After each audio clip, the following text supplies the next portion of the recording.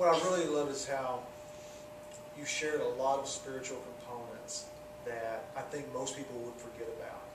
You know, trying to get into the worship scene. I think so often we wrap it up in the marketing, in the packaging, in the who can I associate myself with so that I can get this face time.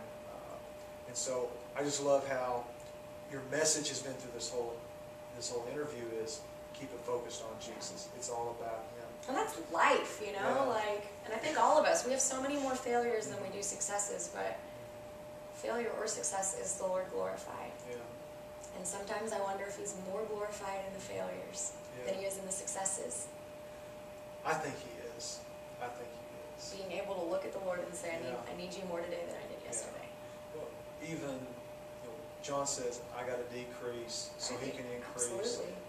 Paul, He's glorified in my weaknesses, not when I'm at my best. So I think you're absolutely right. And that should be the goal. That should be the goal. So. What would you tell someone who is at a church, they're the worship leader, maybe they're not on full-time staff, but their heart is to lead worship, they're putting a team together. What are some tips and pointers that you would leave with them? This may not be very popular amongst worship leaders. But I love that the disciples had other jobs. Okay. I love that Luke was a doctor and a disciple. I love, that Paul made tents. And he wrote a majority of the New Testament, but he had a normal job. Yeah. Not that being a worship leader isn't a normal job. I mean, I've made my living being a worship leader, but I even have started to get into more of the business side of things that has nothing to do with worship. And it's not that being a full-time worship leader is bad. And if your church staff can pay you to be a worship leader, then amen. And that's great. In some situations to be in full-time ministry, that's awesome. But for the ones who aren't on full-time staff, and maybe it's a little frustrating because that's where their heart is, and man, I would just encourage them, be where you are.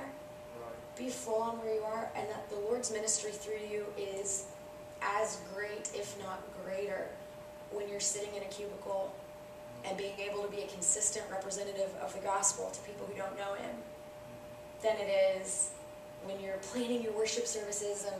And I'm just going to be really honest, and this might make some people, It's okay. But I was a full-time worship leader, and I've done it for churches, and I've done it at Oral Roberts University, and guys, it doesn't take that much time.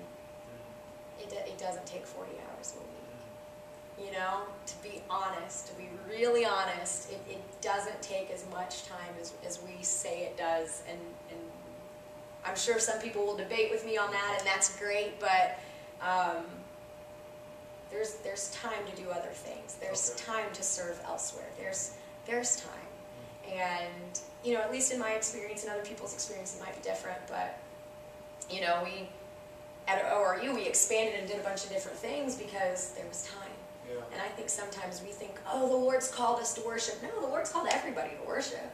Yeah. You might be the organizer of worship. I wouldn't even call it a worship leader. I'd say you're the organizer. You get to do the administrative side, and that's awesome. Yeah. Do it with all your soul before the Lord, but at the same time, don't neglect the ministry of serving people through other avenues. So I would say to those that are just starting in their hearts in worship, don't be discouraged, and don't make worship the main deal. And when I say worship, I don't mean the actual worship of Jesus Christ. I mean the organization of the worship service and the worship industry. I'd say don't make that the main deal.